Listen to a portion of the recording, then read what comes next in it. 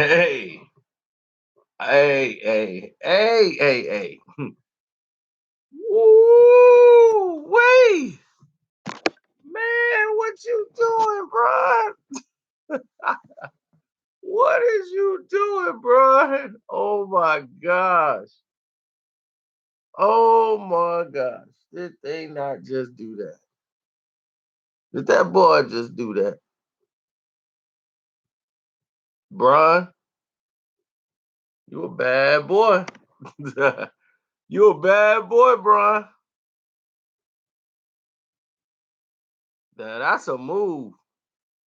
But y'all who might not be knowing what I'm talking about, LeBron James seems to have Trump's wife, Melania, in support of him. If this ain't a Tupac faith bigot move, man, oh man. Now this is wild, y'all. I mean, what more can you can't say no more. I mean, Brian came in and he did a Tupac hit him up and went out the face.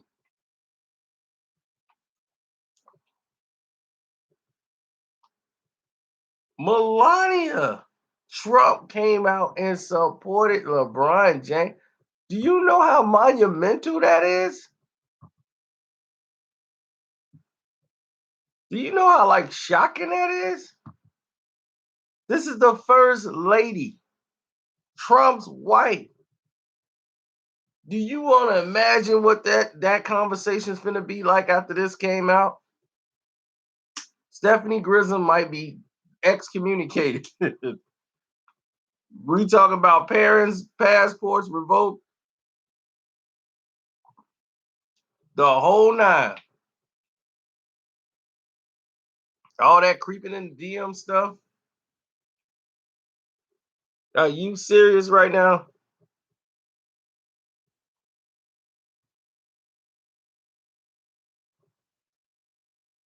Mm-mm-mm.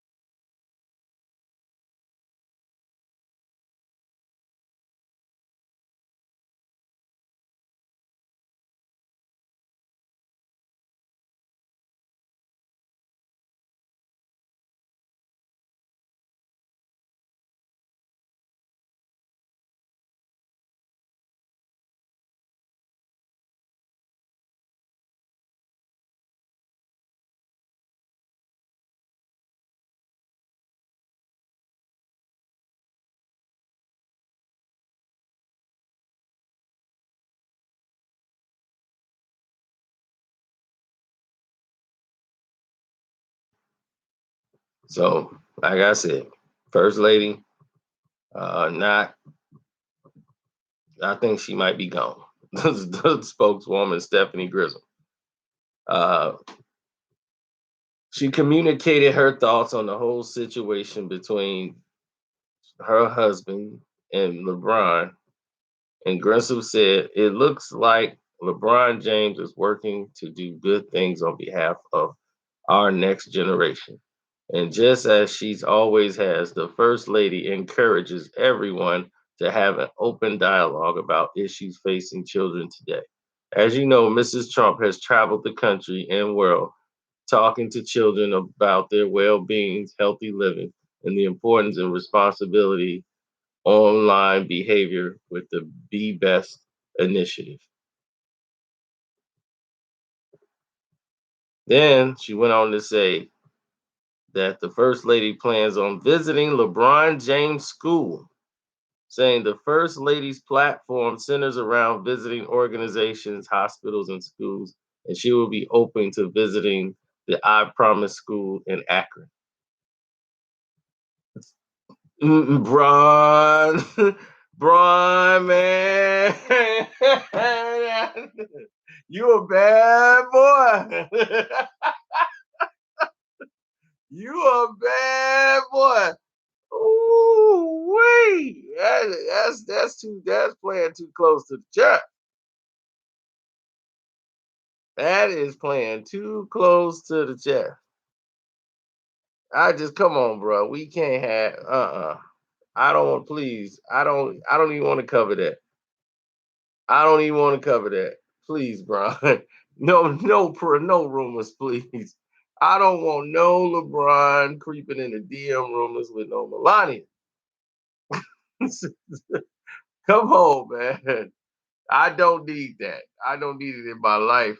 I don't need that. Huh? I don't need that in my life. Huh? Huh? A wife? Some kids? I don't need that. You go, mother. Man, oh man. It'd be like, where's Mr. Trump? Oh, he couldn't make it.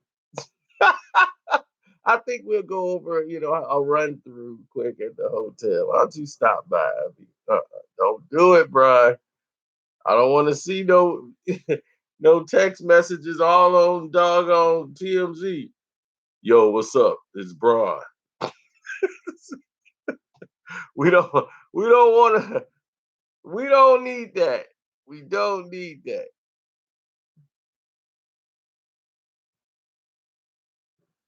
We don't need that. We don't need that. It's Braun text popping up. Yo, I was just thinking, I could teach you how to shoot some little hoops. And you show me how to, I don't know, brush your hair. I mean, no, don't do it to me, bro. I don't need it. I don't need the hits. I don't need the attention. Let it go. Can't deal with it, bro. Bro, gonna get some good intel. What intel he gonna get? He gonna get some intel. Yeah, I got some intel. Mhm.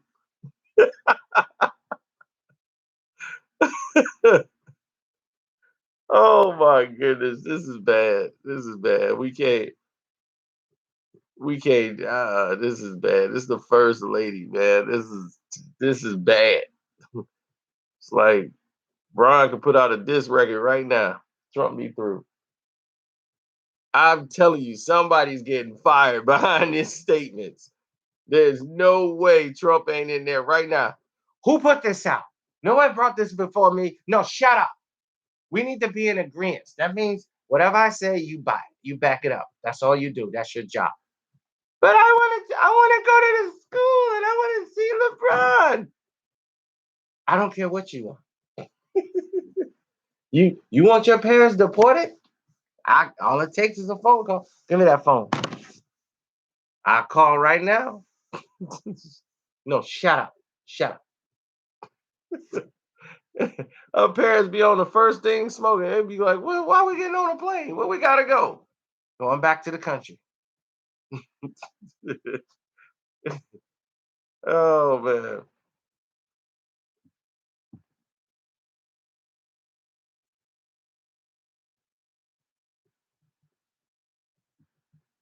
Yeah. Times, boy.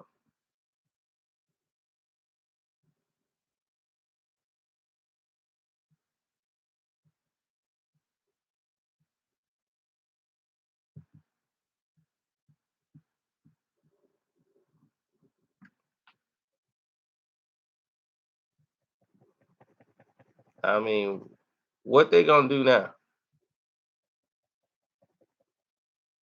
Trump at odds with Brian. Yeah, it's looking like Tupac hit him up. Brian gonna be that's why I hit your wife. Yeah. Midwest side. You know how we do it. Yeah. Brian B. That's right. Up you click and your presidency you claim. That's right. I came to Cali really quick with Glenn. Yeah, you claim to be the Donald, but I got your wife. Matter of fact, she coming to the school in Akron tonight.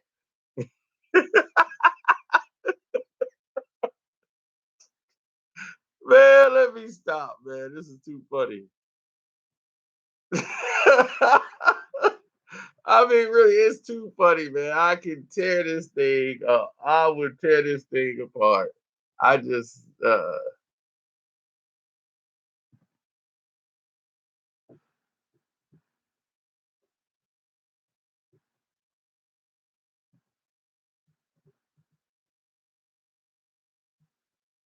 Brian and Melania. I mean, he got your wife right, man. That ain't nothing.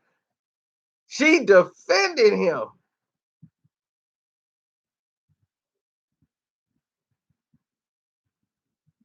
Now she want to come to the school.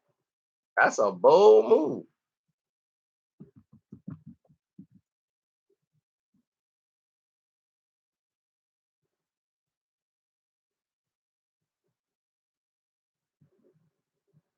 Man, this is it's the craziest thing I could ever imagine happening. In this scenario. This is etherish. This is etherish. This is the complete his failure. Trump has never failed nothing like this ever.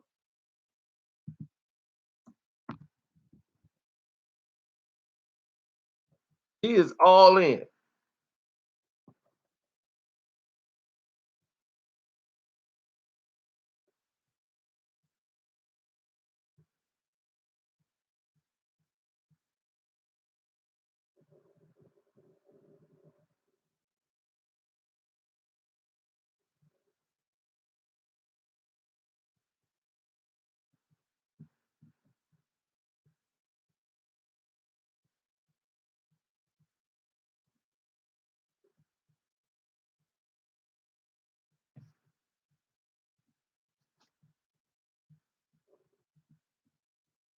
This is bigger than the Beyonce thing.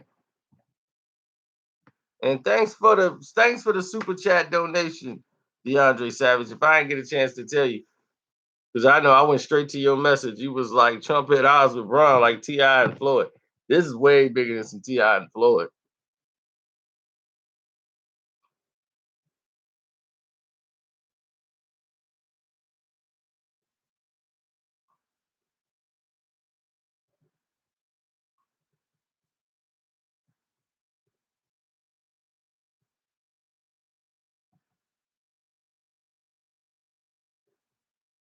Like I told you, Michael Jordan was gonna do that. I told you Mike was gonna do that. You think Mike was gonna sit there and allow that to happen? You think Mike was gonna let that ride? The president said, I like Mike. Mike, like, still trying to stop my money flow. Some people, brothers, they mad at me because I'm making it. Hey, how you making a joke about a racist Trump? You would get, and in the video, I'm taking LeBron side. They ain't even, they so brainwashed. I'm sitting over there mocking the fight. Oh, here comes Trump back. Here comes Brian. Uh, they get off. This thing just breaks my heart. This level of cooning. I'm like, what the hell are you talking about, man? Yo, you should see the comments. People act like they really affected by me making some jokes about a boxing fight. Here comes LeBron back. Oh, he's dropping the bowl. Then Trump comes in with these heavy blows. You making fun of a racist guy attacking a black man trying to fix his community, saying you don't know which side to pick. Oh my God. Oh, I swear. So believe me, the brainwashing is in effect. So they already they programmed to just feel a certain way. They don't even feel that way. They don't even know. They just trying to be angry at something. Right. I'm like, man, everybody was cracking up except for these idiots. And then they didn't even realize that I backed LeBron James the whole time and explained the whole thing down. They didn't even get there. I cut it off after 2 minutes. I just heard all that and I was just like, this isn't funny. And I cut it off. I'm like, man, they is something else. So you know how they gonna react if they see Trump said he likes Mike and Mike didn't say anything. Man, I ain't buying another pair of Jordans. That's it. I'm done. Put them Jordans back. Put them back. I told you that was gonna happen. Mike had to make that statement. Mike had to go. Mike had to go and make a statement to say that. Mike came right back and made that statement right there. Like, I support LeBron, love what he do with his community. That's it. I'm out. I'm out this thing. Don't put me in nothing. Like LeBron, like what he's doing for the community. Does great things for the community. Okay, that's it. That's all I need to say. I'm out. Oh yeah, buy the new Jordans. Don't stop buying Jordans. Mike had to get out there quick. They probably woke him up like, Mike, you got to say something. This could be detrimental to the team. Trump gonna be out there. I broke out my Bulls jersey. They're gonna be no. 23, Michael Jordan. I love Mike. Why does he love Mike like this? Him and Mike having meetings. Yeah, see, I don't trust Mike. I ain't going to another game. I ain't buying no more Nike and no Jordan stuff. Because Jordan punch him in the mouth. Yeah, you gotta punch him in the mouth now, Mike. If Mike don't punch him in the mouth, I ain't buying no Jordans. And don't you dare go buy them kids no Jordan. Mike gotta punch him in the mouth.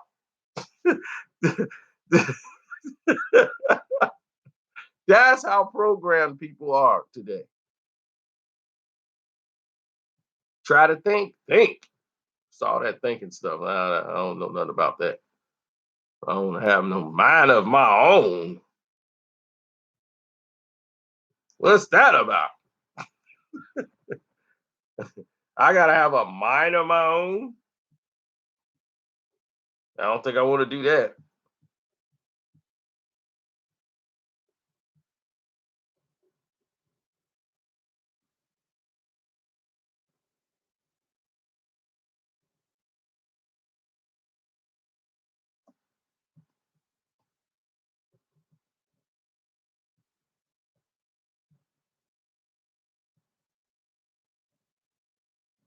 How many of y'all saw your boy Carcino was right?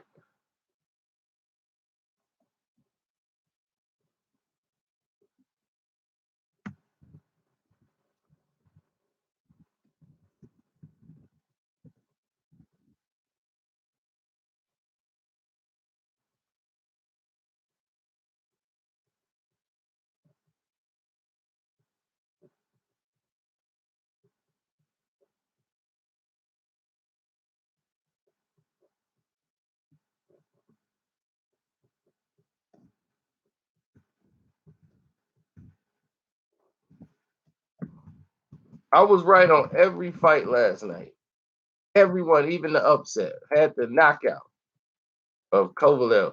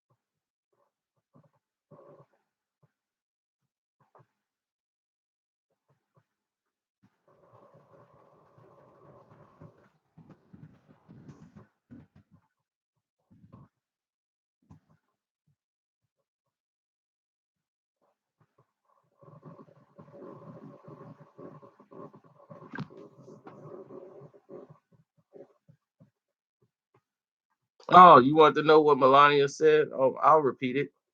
She put out a statement because after all the stuff that was going on with Don and LeBron, she put out a statement through Stephanie Grissom, which is her that's her spokesperson. So she said, it looks like LeBron James is working to do good things on behalf of our next generation. And just as she always has, the First Lady encourages everyone to have open dialogue about issues facing children today. And as you know, Mrs. Trump has traveled the country and the world talking to children and their well being, healthy living, and their importance and responsibility online behavior with her Be Best initiative. Then she also said that the First Lady has plans on visiting LeBron James School, saying the First Lady's platform centers around visiting organizations, hospitals, and schools, and she will be open to visiting the I Promise School in Akron. Brian gotta come into the school. I'll be let's go in Miss Johnson's room in the lunch cafeteria. Cameraman, y'all fall back. We're gonna have a little conversation. Then I'm gonna take her to the gym we got here for recreation. Show her how to shoot these hoops. She gonna have the ball. Like this, LeBron. Yeah, you doing it almost right. Let me hold you. Get behind you. Let me stop. Let me stop. I'm stopping it. Oh man, this is it. Man, Brian, don't creep in the DM. Please don't, Brian. I don't need that. I don't need that video coming out. Brian creeps in the DM. So, it's Brian.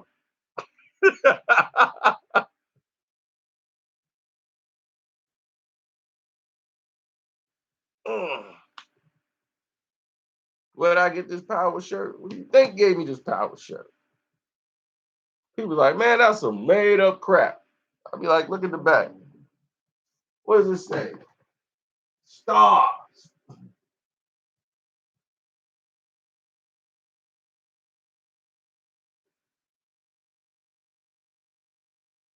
I never took a single path nowhere. Life full of twists and turns. Look at me, I move, I learn. They got it on eBay?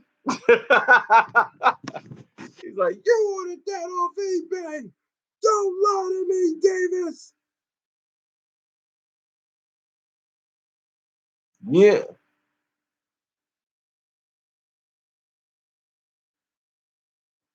Ha ha ha. Yeah. Yo, this is my lick. I control everything I'm in. They say this is a big rich town. Uh, I just come from the poet's park. Bright lights, city lights. I gotta make it. This is where it goes down. Yeah. I'm just trying to come up. Legal, illegal, baby. I gotta make it.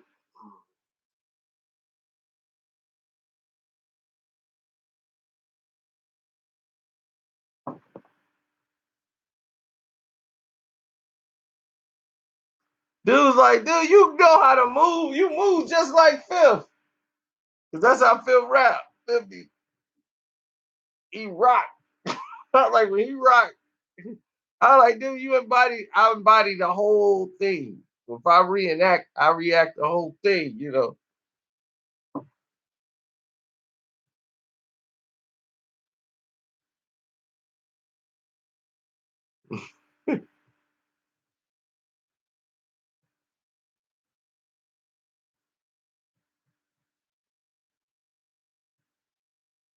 Yeah, I read Angie's book where she talked about Pac and the whole thing. I basically have heard every 50 Cent song.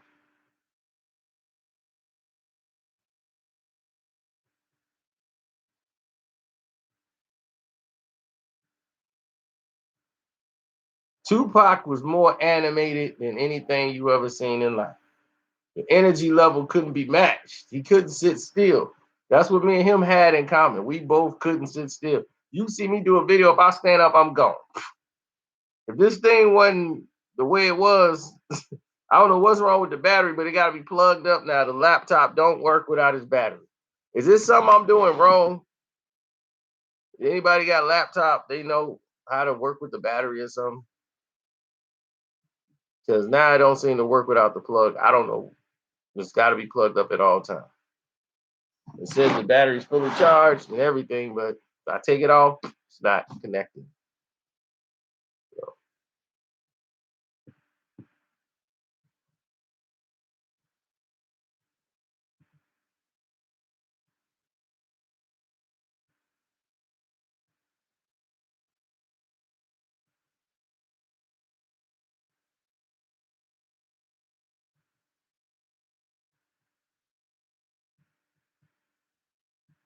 Pac is a one of a kind spirit.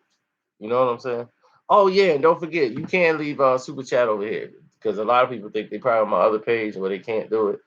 You can leave a super chat here. I gotta repeat that because a lot of people just got it. So you can hit that, donate $1, $2, whatever amount you want. Knock yourself out.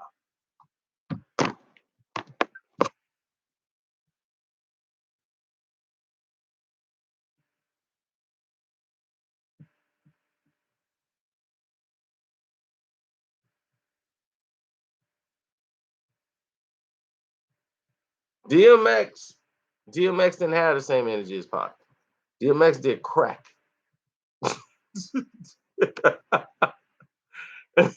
That's different. That's the difference. X was on crack. Period. Before he got on the mic, X was on crack. Of course, if you did a hit a crack, you're gonna be live too. You know what I'm saying? You know what I'm saying? You know, it's just what it is, you know. You know, that's just think of what it is, baby. You know? Yeah, you you know, that's why I gotta keep smoking a cig, you know. I gotta keep smoking these cigs. Because if I don't smoke these cigs, I go crazy. You know? You know, nobody in my room but the dog. You know, for real. I don't want nobody in my room but my dog. You know? You will not take this away from me. No way.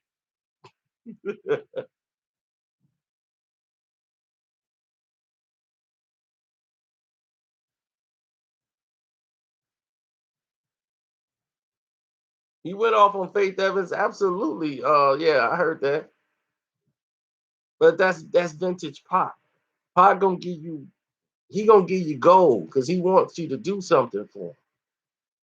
You see, she was like, I kind of feel he's avoiding the question, but telling me what he want me to do. See, he wanted Angie. Angie Martinez was always the one who was fair. New York radio was crucifying Tupac. And that's what I wanted people to understand something too. That East Coast, West Coast thing, that stuff was starting way before Tupac may hit him up. It was building. You know, a lot of tension was built. And when they came and did New York, New York, and then they came back with LA, LA, they were already building that up. New York people and the East Coast, most of them dudes are haters. I gotta tell you that right off the bat. They gonna keep the reason why X keep getting out of jail is because they making money off X. Every time X is out, he do a show, his records sell. X barely make a dime. X got to do shows to get money. He don't have zero publishing. They making a killing off X. So them people gonna keep X out of jail to do shows. They don't care about his well-being and nothing. They be like, look, is he all right? Is he clean? Good. All right, get on the stage. Knowing that's the worst thing for him. They gonna make money off X till he gone. Then you can lock him up. Once he ain't shelling those shows no more,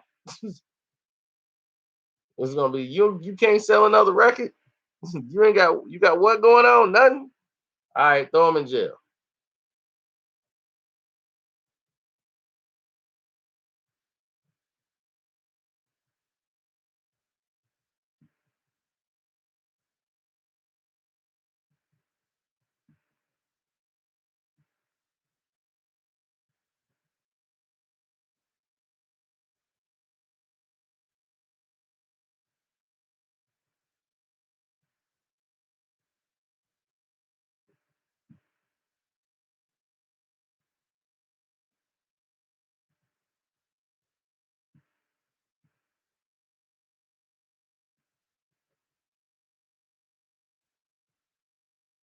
And thanks for the donation, Guru Roach. You consulted for DMX publishing catalog? That guy is crazy. He might get out in a month or so. I don't know, but when X come out, you're gonna be right back on that stage because X was good at making an anthem. That was his gift to the world. Yeah, X can do that with no problem. You want an anthem? X gonna give it to you. Gonna give it to you. X gonna give it to you. But we go to what? Then we go to roll. Then we go to what? Go, baby, go. X gonna give it to you.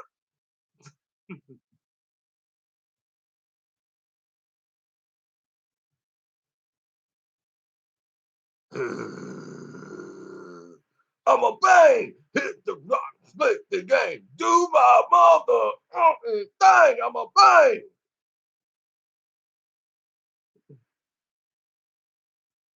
See, X gonna make them anthems. X had whites, blacks, everything. He was the black rock artist. Forget what you heard.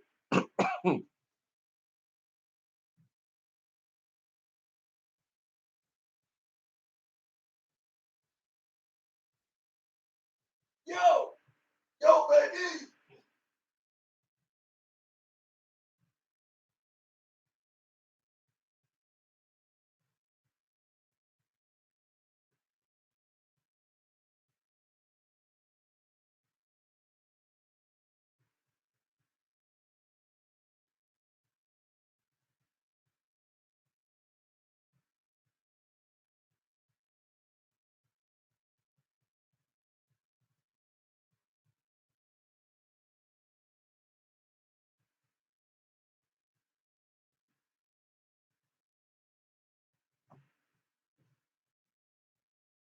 Hey, I saw you call.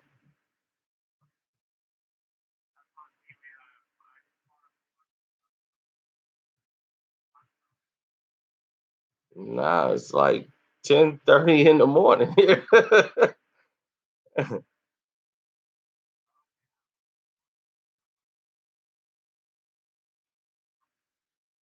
Oh, okay. So do you see how I went 100% on the fights yesterday? 100%. I I picked the upset of all upsets. I was only off by 2 rounds.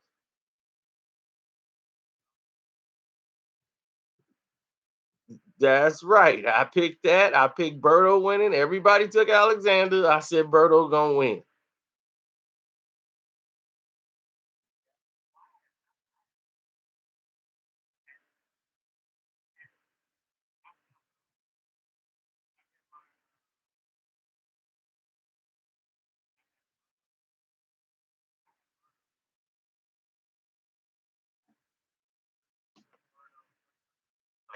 Now, then that I watched the fight, after I watched the fight, I actually had it 6 rounds apiece, 6-6.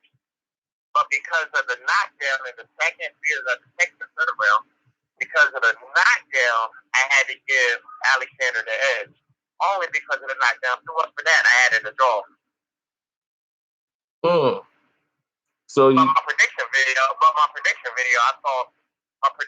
I thought Bird was going to win 7 rounds to 5. No, but when you watched the fight, you scored it for Alexander. I scored the fight for Berto. Well, actually, I had it 6 rounds apiece. I actually had it a draw. Right, but because of the knockdown, right. So you end, right. So that's what I'm saying. You scored it for Alexander because The knockdown was the difference. The knockdown to me is what made it 115, 113. I thought he dogged Devin. And this is exactly how I predicted it was going to go. Devin cannot deal with pressure. He cannot deal with no type of pressure. And all Berto had to do was keep pressing him and keep pressing him, and he was going to crack. That knockdown should have been a deduction of points. He hit Berto behind the head 2 times. He was like, right behind his head. I'm like, referee was like, 1, 2. I'm like, what is you doing?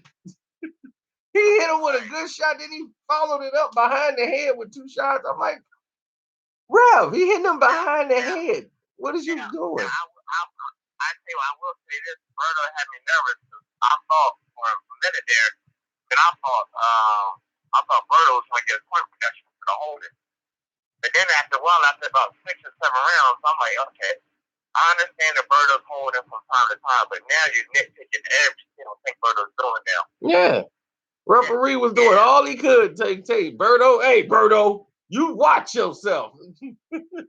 Like, man, what is he doing wrong? Yeah, he started nitpicking after a while.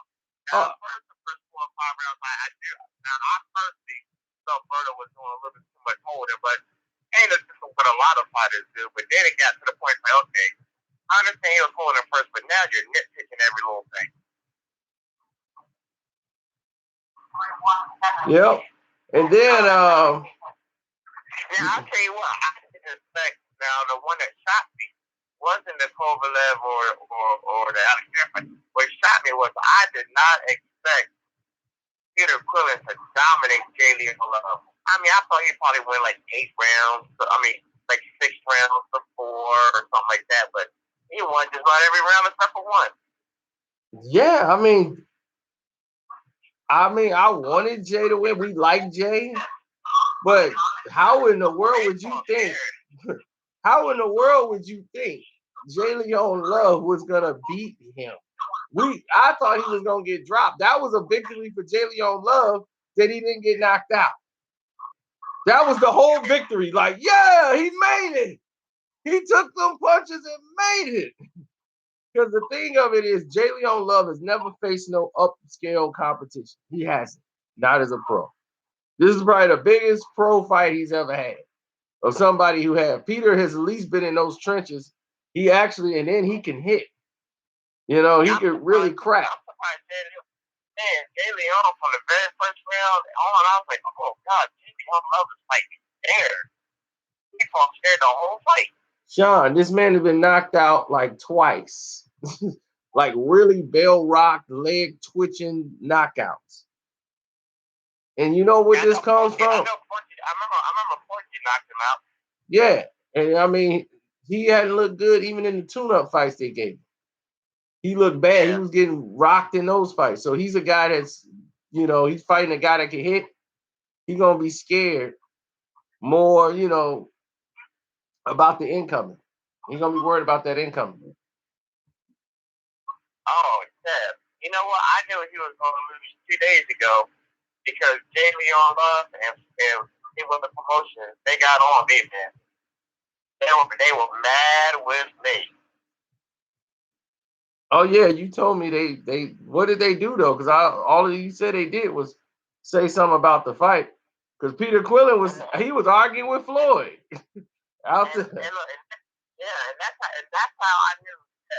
When you responded to me, that's when I knew Jalen Love was gonna lose for sure. I knew it. Whoa, they responded to you directly? They didn't call my name, but I'm the only one that brought it up. They didn't call me by name, but I brought it up. So earlier this week, around Monday or Tuesday, right? I'm looking on Mayweather Promotions. I'm looking on Floyd Mayweather's website. I'm looking on Floyd Mayweather's timeline. And they didn't promote Jamie's fight at all. All they kept from Floyd Mayweather Promotions' website, Ladarius Miller, PPC Mounts, Ladarius Miller. I'm like, look at this, not even good. I'm like, they're promoting him more than his ace boon too, his number 1 ride or die partner, Jamie Love. So I threw it out there on Twitter and I tagged everybody. I said, bro, why are we 5 days away from the fight? and nobody from Mayweather Promotions is promoting this fight at all. I can't find anything. And then Jay Leon never responded. But I tagged Jay Leon, Mayweather Promotions, and Floyd. Nobody responded.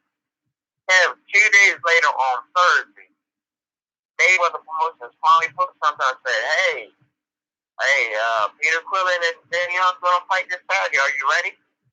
I'm like, that's it? I'm like, that's it? That's all you're gonna do? That's all they need to do. And then Jay Leon responded Friday. He responded, this is for all y'all out there. Let y'all know how me and Floyd is good. And then he tagged Mayweather Promotions. And Mayweather Promotions, we good. I don't know what y'all talking about. Floyd's taking really good care of me. Floyd showed me how to invest my money. Floyd showed me how to make my money work for me. I'm good. I got the money I need. I'm good. Once he said that, Kev, I knew he was going to lose. I was like, okay. You said I knew he was going to lose. Yeah, okay. So you don't care whether you win or lose. What you're saying is Floyd and Al Heyman showed you how to invest your money. You got your whole little hooker business selling hooker stuff. But you don't even care no more about winning because you don't invest it and become an entrepreneur. Okay, just get out of boxing. Man, you used to like Jay Leon Love. What happened? Where's this animosity coming from? You used to like Jay. Well, yeah, I mean, but he's not doing anything. He's not stepping up. He's not winning championships. He's not taking it serious. I mean, he got all this talent. He has all this talent, man. It's like he just went to waste, man. He never stepped up to the plate. Here's the problem with Jay. And this is what happened to a lot of fighters with Mayweather that's get close to Floyd. Not all all fighters are like Floyd mentally. Floyd don't have to be told to go train. Floyd don't have to be told you gotta cut weight. Floyd don't have to be told all these things. Floyd gonna do all that. They already know he gonna take care of that. You ain't got to worry about Floyd and being in shape for a fight. These kids don't understand, and they got access to what Floyd got access to because when they with him, they like, wait, it's like a kid in a candy store. So their minds don't know how to say, okay, I'm gonna have fun, then I'm gonna cut out and get back to work. They have fun. They too busy kicking it. They go to the gym, work out for a little bit. They ain't really doing what they supposed to do. They just flashing so they can stay looking sharp, looking the part. Then they got to cut weight right before the fight. Then they gonna go into a fight like that. And for Jay, this was not a good look for him. And that's how he was losing fights because he had to cut so much weight. And Badu Jack, that's how he lost his first fight. That first fight when he got knocked out because he had to cut so much weight right before the fight.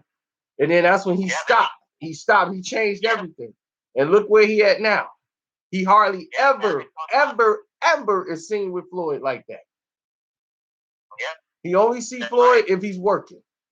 Like we working in the ring and you can give me some pointers, cool. But we ain't gonna be in the club kicking it. He got a wife, he got his kids. He changed his whole life up because he's like, look, I want to be a fighter. Now I don't want to be your homeboy. I want to be your fighter. I gotta look out for what's best for me. And why, I'm not gonna make you no money. That's right. Exactly. That's exactly why. So that's the reason why I turned on Jimmy on Love and these other guys. It was like, dude, and he even said during, I don't know if I read it or it was during the telecast. He was saying, yeah, I hung out with Floyd Mayweather. He showed me a good fight and he showed me this and that, but I gotta get it for myself. Yeah, but get them for yourself. You're forsaking boxing. You're not taking it serious. And I even said in my post-fight video, I said, Jay Leon, either you're going to be a 100% entrepreneur or you're going to be a 100% boxer. You can't be both. You said that? Did you send that to him? I sent to him, unless he watches my video. Oh, I was going to say, Jay Leon going to be like, man, I'm tearing you up.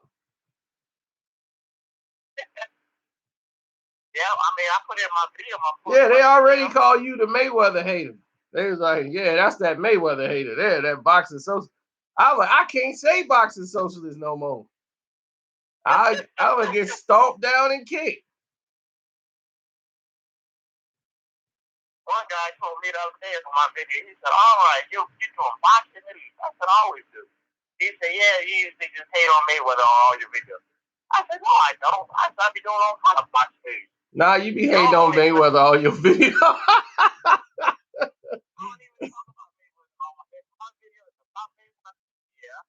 I mean, but I talk about all kind of fighters. Danny Garcia, Sean Porter. Yep, and you be like, Danny Garcia was doing fine until he ran into Floyd Mayweather in the hallway. He passed Floyd Mayweather in the hallway, and I knew it right then and there. That's when he started to go down. Hey,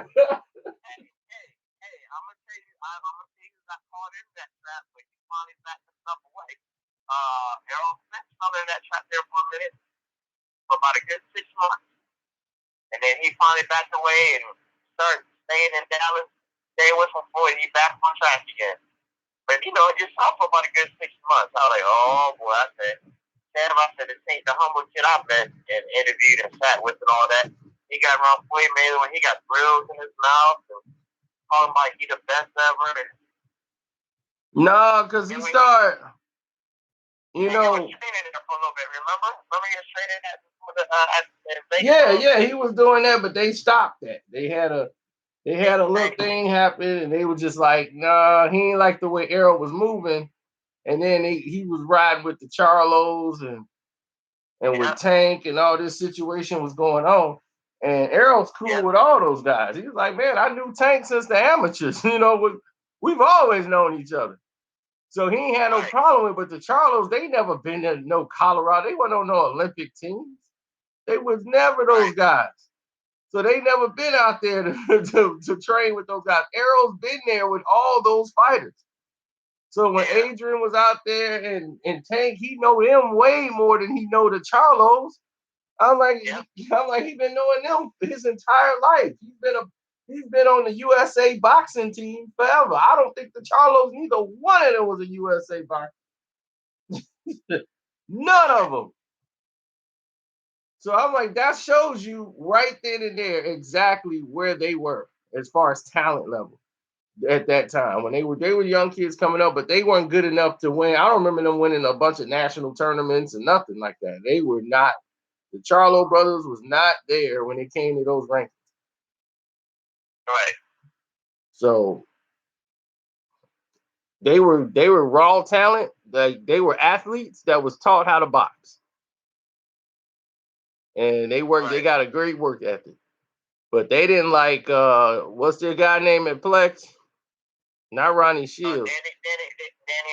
Danny Arnold. They was like, Danny Arnold is the guy that they can't stand. They can't stand. That's the reason they don't want to work at Plex, because they were paying Danny Arnold. They was like, we giving you all this publicity for this gym, and you acting like this gym made the Charlos. They got real big with Danny Arnold. Danny Arnold was like, these dudes, they coming in here and changing rules, and they like, we built this place. He's like, dude, we got celebrities that been coming in here. Athletes like T-Mac come in there. They have a bunch of famous people coming in and train. Oh, yeah. Before I even get time, you go in there, all kinds of football, soccer, baseball players were there. It's a rehab facility. Exactly. It's a rehab. They come in rehab. All the major league sports, all that, they come to play for rehab. They had a great rehab center. Yeah. So it happened that Ronnie Shields needed a place. Ronnie left the Savannah gym. All of them used to hang out. When they had Juan Diaz and all that, Ronnie wanted to do his own thing, but Ronnie didn't want to spend all that money, so Ronnie teamed up with Flex. Said, hey man, we gonna work out a deal, we work together, and I give you a little piece, a little small percentage of whatever fighters they get. And you got the place, and you can help train them too, because you're good at strength and conditioning and all that. So you're like, cool, I got a little spot right here in the corner, and touch base all the way in the corner. Y'all can use this little small spot to put up your ring and badge. Ronnie's the one that has to deal with threats. Exactly. Ronnie was cheap. Ronnie's cheap. Ronnie don't want to spend no money on that. Yeah, that's true. And the thing is, Ronnie Shields went ahead and took man, what did Ronnie do? He took when he took the Charlo brothers and all them up there, he brought Arizona Laura. He started bringing press up there. So that's when Danny eyes got big. But that just recently happened. Like Carla was going up there and doing the video thing. They was happy to do all that because they wasn't getting that type of press. They were a rehab facility. So wasn't nobody really checking for them. Like, what's his name that was working for Fight Hype? He was just happened to be there because he was from the area. So yeah, LJ. So yeah, he was just there doing all the work. So that was that was it. He was just happened to be in the right place at the right time. And if it wasn't for that, he wouldn't even got none of the footage. So when they was talking about blaming Danny Arnold, guess what they blaming Danny for? This is Jamel. Jamel's blaming. Yeah. Jamel is blaming him because he was like, man, he trying to kill my career. He trying to make us all football players. We not football players. We don't need to be doing all that stuff we doing. We boxers. And I was like, yep, somebody done got in his head and told him something else. So now on top of that, so you know what the final deal was. So he felt like that for a little bit. But you know what the final split was, right? Do you remember I did that interview at the Golden Glove with Jamel? I don't know if you remember that interview I did. This after we fell out. After we fell out, I interviewed Jamel. I had some fighters at the Golden Gloves. And remember he told me the final straw, it was already the Danny Arnold thing. But the final straw was when he said he called Ronnie Shields blind to him. Man, you can't do this. I talked to Al Heyman. Man, you can't do. Al Heyman said this. Man, you can't do. Man, this is a bad choice here. I talked to Al Heyman. So Jamel got fed up and he called Al Heyman. Yo, why do you keep saying this and I can't do this? And I said he can't. And Al Heyman said, I never said none of that. But that's what Ronnie Shields said that you said. He said, Jamel, I didn't say any of those things. And that was it. That was it. That was the straw that broke the camel's back. He said, man, he told Ronnie, "Sure, you a liar, man. You keep saying Ronnie said I can't do this. That's you. That's you that was saying you didn't want me to do this, but you use Al Heyman's name, but you figure it holds more credibility, and I won't do it." Yep. So that's when he left and went up there with Earl and all that. Well, no, he went and opened up his own gym. That's when he went and opened up his own gym, and he was trying to find a trainer. And then finally, as time went by, he ended up hooking up with Derek James. Yeah. Yeah, it was a combination of both things. Yeah, it was. He wasn't happy with all the strength and conditioning because he told me, and he also told me in an interview, man, all the stuff, the training that Danny did, he did all this training and football training. He said, man, our legs were shot. Every time we got in the ring, our legs weren't there. Our legs were shot. Our legs. He said, after I started doing all that extra training, then he said, my legs came back. Yeah, he was like, he trying to make us football players. But yeah, I didn't know that was after everything went down, the controversy and all that stuff. I didn't know you interviewed him again. Well, I went to the Golden Gloves. Because I had some friends that were fighting in the Golden Gloves. It was right by my house, like 3 miles away. And when I went there, Jamel had to be there. Well, Jamel was always cool. It was Jamal that I had a problem with. Jamel still stayed cool with me no matter what. I mean, Jamel knew that, hey, I need a media no matter what. Right. But when I went to the Golden Gloves, he was there, and I knew some of the guys that he had. And when I talked to them, Jamel was there. And when I was there, I was doing interviews for the amateurs. I talked to Jamel, and he was like, hey, what's up? How you doing? This and that. And he was cool with me. And I was like, yo, you want to do an interview? No, I think he asked me, after you want to do an interview? He said, if you don't mind doing an interview with my fighters also. I said, well, I was already going to interview these fighters anyway. Cool, man. Just do some other fighters. I don't mind doing an interview. And that's how it happened. But it was only just that one time after the whole fallout. Oh, okay. But like I said, the fallout was really with Jamal. It wasn't really. Oh, yeah. We all know that. Yeah. Jamel. Even to this day, I haven't seen Jamel and Jamal had a couple more fights since then, and at a couple fights then too. Jamel always, hey, how you doing? How things going? He's always talked to me, but Jamal won't.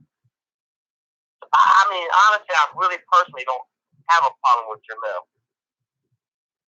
Now Jamal, I won't talk to. Yeah, it's only when Jamel start acting like Jamal. That's when, Right. when he get around his brother, and then he start. I'm like, I can't do that. Right. Yeah, it's like this. Like, he'll talk to me and say, hey, how you doing? He'll talk. But if Jamal happens to come around, he gets quiet. He don't, all right, let's go somewhere else. He don't talk to me when his brother's around.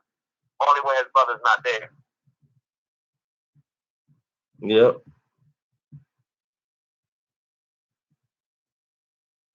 Man, you see Boxing Scene Kev. I know you saw about a month ago. Remember Boxing Scene put out that article about Jamel's domestic abuse case? Yeah, I think they finally, because remember I told you I wasn't gonna touch that domestic thing with him. Right. Because remember you talked about that like 3 months ago. You're like, Sean, did you hear about that? I'm like, you're like, it was one of this little small article on this back website. And I ain't hear nothing about it. And then Boxing Scene got a hold of it like 3 weeks ago and put it out. Yep.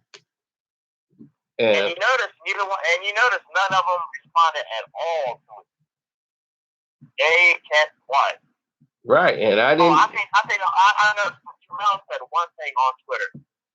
So he said the one thing that everybody else says: don't believe everything y'all hear out here. That's all he said about it. Yeah. That's all he responded. Don't believe everything y'all hear. Which is a cop out because that's what everybody says. Exactly, but we didn't even touch his domestic violence thing. I was like, we could have really did some stuff on that because it's really bad. It was really bad. Yeah. But we didn't want to say, we didn't want to be responsible for trying to take him down. Yeah. They'd be like, oh, they always hated on this. Oh, and did I tell you LJ called me a couple weeks ago? Did I tell you that? Remember I told you he's doing good and he got his. Oh, yeah. That's right. You did tell me that. Yeah. And you remember I told you what he said? I told you he talked to me about the Charles thing and why they fell out with me, right? Why they fell out with who? With him? With us. Not with him. He's still cool with him. Because I think I don't know if I told you because he broke it down. He was like, man, Sean, he said, they've had conversations to me about you. He said, hey, remember, I was still talking to him behind the scene. I said, yeah. He was like, he said, the problem with them, they look at things from a street level, like street level, hood level. They don't look at it from a business. And he was like, I understand why y'all did an article that they did because it's boxing news, it's boxing media. He said they told me that they felt that you betrayed them because they were giving you interviews and hanging out with the spot and all that. And they took it from a street level, like, man, this was supposed to be our boy. You know, we always hung out with him, fought him here and fought him there, and he betrayed us. And that was dumb. You had nothing to do with anything. That's why I'm like, what? This is the dumbest thing I've ever heard. He said they took it from a street level, how the streets look at it, man. You associate